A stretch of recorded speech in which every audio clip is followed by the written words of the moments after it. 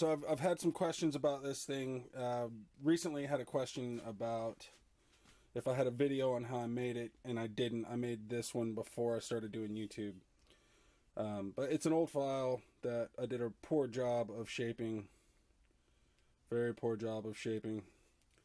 But anyway, ground a raised surface right here, and then carve this little kind of conglomeration of my initials in it. And it functions well.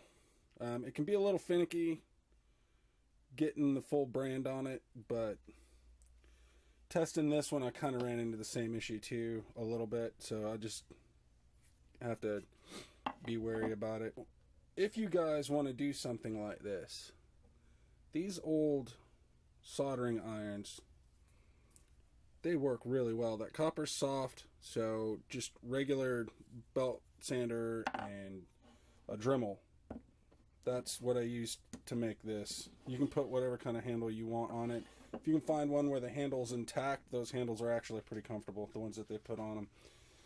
Now, as far as grinding this, it took me 3 attempts, and the 3rd attempt required some afterthought and doctoring. So my original plan, like in prep for this, I went and bought this bit. This is a tungsten carbide pointed grinding bit for the Dremel. This did not work.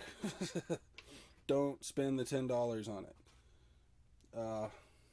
What I tried the second time was this cheapo, super cheap, came in a $15 40-piece kit for the Dremel. This is just a ball with diamond embedded in it. That gives you a lot more control. And then I came behind it with this cutter. I can't get it to focus that close, but this is a little cutter head. So came behind it with this to deepen it a little bit. And then on the third one, the trick was coming back in with this and smoothing it all out. So if you guys want to do something like this, you can do it with a file, obviously. That's what this was done with. Takes a little bit longer, the metal's harder. This big chunk of copper, I did run into an issue. There's a void right here.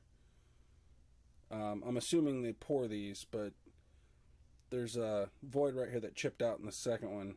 The second one failed because of that. But yeah, I managed to be a little more gentle the third time around. So that is the branding iron. One more quick look. This is the mark that it makes. So, not too bad. So yeah, there you go. Thanks for watching, and I will see you guys on the next one.